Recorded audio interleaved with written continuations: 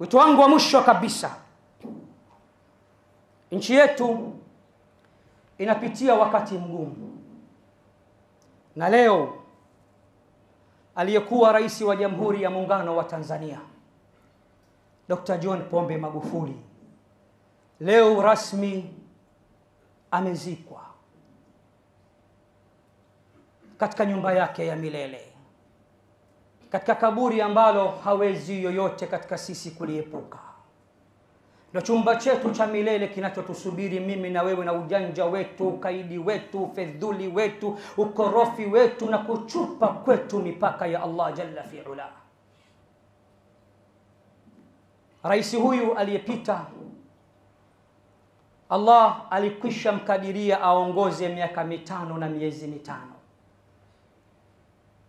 Hakujua kama angeondoka, na mimi na wewe pia hatujui tunaondoka lini. Kwa miaka 5 ameweza kufanya na akajitahidi kadri ya uwezo wake, tena kazi iliyo nzuri kabisa ya kuijenga taifa lake.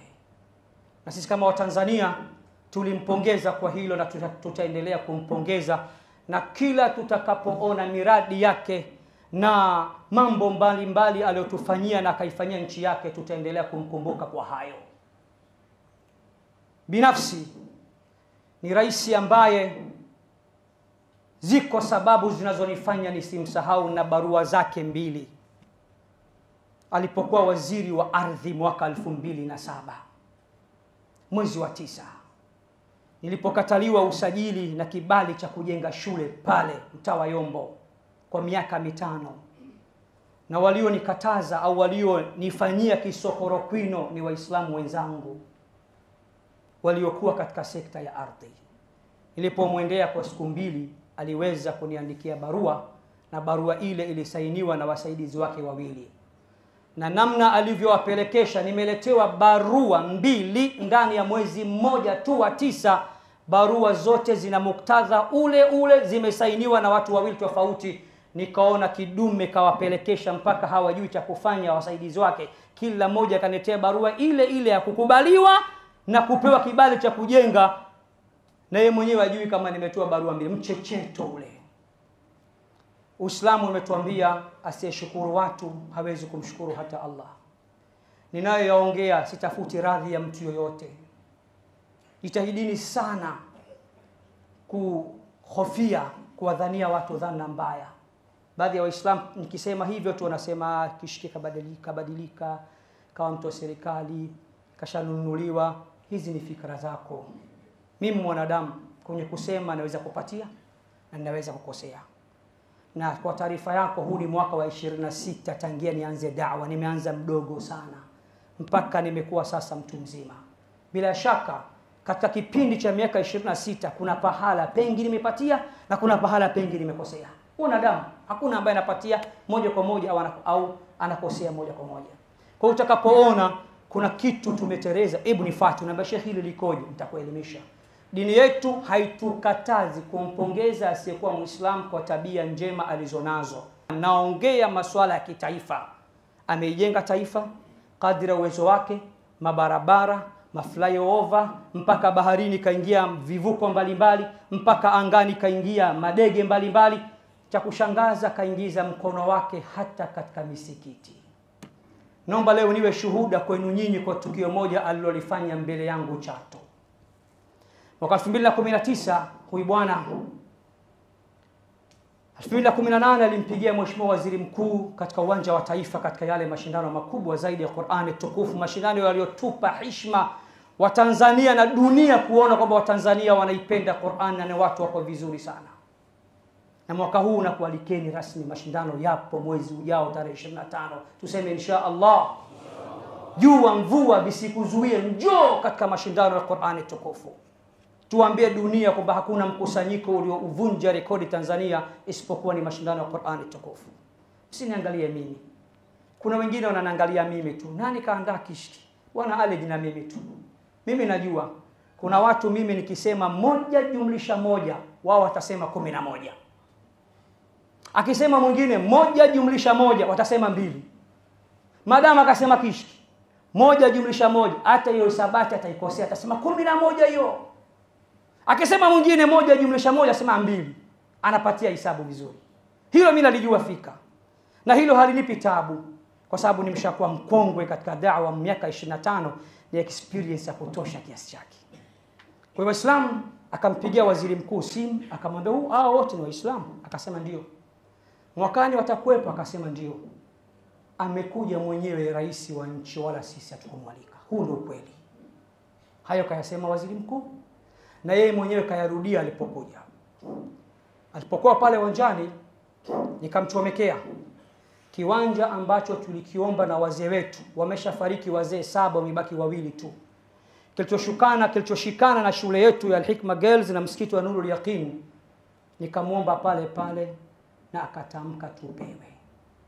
Na hivi tunavyozungumza kiwanja kipo na tunajenga pale kituo kikubwa cha afya. Katuambia tujenge kituo cha afya, si tumejiongeza, tunajenga hospitali, foundation yake ni ghorofa 9 au 10. Tutaangalia tutakapoishia nguvu yetu.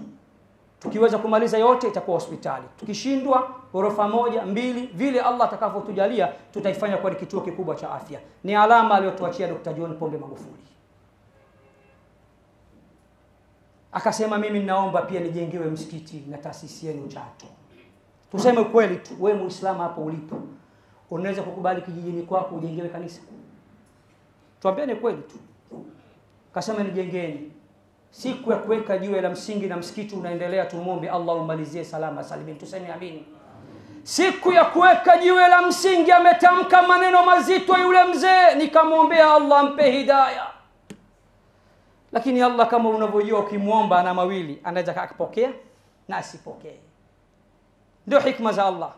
Na sisi Waislamu tukiombaga hatusemagi lazima utupe, tunamuomba khiari yake, anaweza kukupa au asikupe.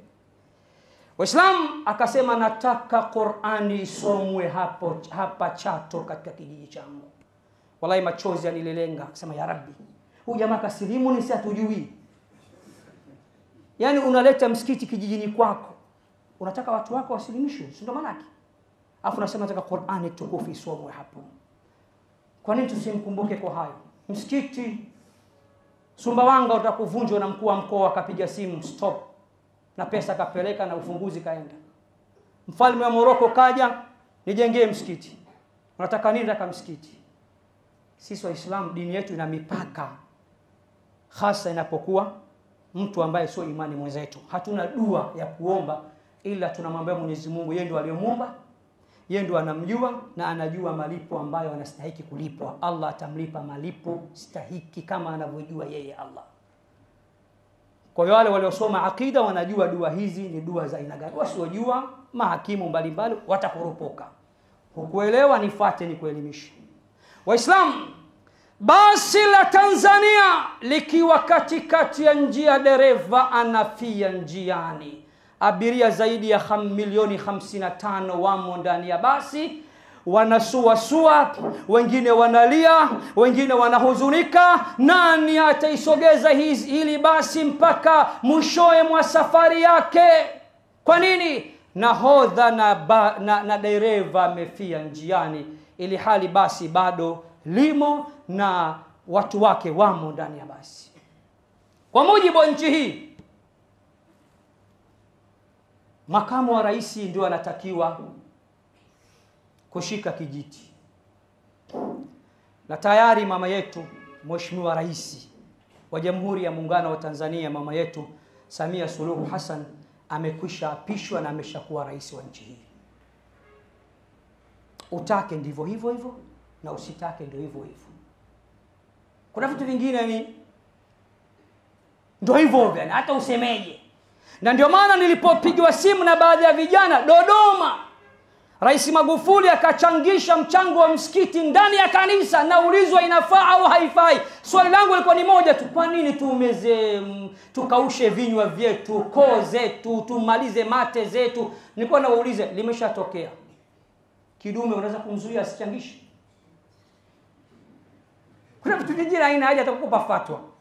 Nani anaweza kumwambia rais hizo pesa zichukue tusitaki sisi? Jibu langu lilikuwa tusingekuwa mabakhili tukajenga nyumba za Allah, tungejenga wenyewe, tusingepata msaada wa mtu mwingine. Chamwino kajenga msikiti mwingine mpya ambao ameuchangishia kule kanisani. Tutamkumbuka Rais Magufuli kwa ihsani na mazuri mbalimbali ambayo ameifanyia nchi yake, wananchi wake, na hata mtu mmoja mmoja kama mimi. Waislamu, aliyeingia sasa ni Muislamu wenzetu, na hakuchaguliwa kwa mujibu wa Uislamu, amechaguliwa kwa mujibu wa Katiba ya Jamhuri ya Muungano wa Tanzania. Utake ni rais wako, usitake ni rais wako. Cha msingi, dereva mpya aliyeamua kuongoza basi la Tanzania, nahodha mpya aliyeamua kuongoza jahazi la Tanzania, tumunge mkono tuweze kufika salama salimini. Tumuombee dua Mwenyezi Mungu amwezeshe mama yetu huyu, amsimamie, ili tusije tukaambiwa Waislamu wakiingia hawawezage, wenzetu ndo wanaweza. Kwa tumuombe Allah aweze, Allah amsaidie na amkinge na maadui zake wa ndani na nje ya nchi.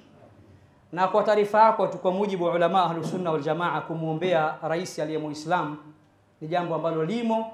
Afadhali asiyekuwa Muislamu, kuna mipaka fulani na kuna dua fulani, sio kila dua, lakini aliye Muislamu hakuna mipaka, ili mradi unaomba dua za kheri kwake. Huu ndio wito wangu. Tushikamane, tuwe pamoja, tusikufuru, tumshukuru Allah. Tusiwe wajinga kwamba tumepewa na rais basi ndio unajipiga, unajichana chana. Mtume anasema laisa minna man latama alkhududa wa shaqqa aljuyuba wa da'a bid'wa aljahiliya, hayuko pamoja nami atakayejipiga kwenye mashavu yake, akachana nguo zake na akatamka maneno ya kijinga, tutaweza, nani atanisaidia, basi tena sisi tushakuisha. Mtume anasema haya ni maneno ya kijinga. Aliyemuondoa ndo aliyemwezesha akaweza kufanya kazi nzuri, na aliyemuondoa yuko hai daiman wa abadan hata kufa. Tumuombe Allah, tumtegemee Allah, na tumuombe Allah ajalie nchi yetu iwe nchi ya amani, utulivu, atujalie mshikamano wa hali ya juu. Allah ajalie maisha yetu yawe mepesi, rahisi, na atujalie maisha yaliyo mazuri. Uongozi mpya ulioingia, Allah awasaidie, kwa sababu wanachokifanya ni kwa maslahi yetu na taifa letu kwa ujumla. Allah atupe ulinzi wa kutosha kutoka kwake, Allah atupe amani ya kutosha kutoka kwake, Allah atupe ulinzi wa kutosha kutoka kwake. Allah, tunakuomba kila atakayetutaka kwa ubaya basi umzuie, na ukimwona kwamba ni mkaidi basi mshughulikie. Allah, tunakuomba utufikisha Ramadhan salama salimin tukiwa wenye afya na siha njema. Allah, tunakuomba ututakabalie amali zetu, ibada zetu, na ututakabalie Ramadhani ya arhamar rahimin.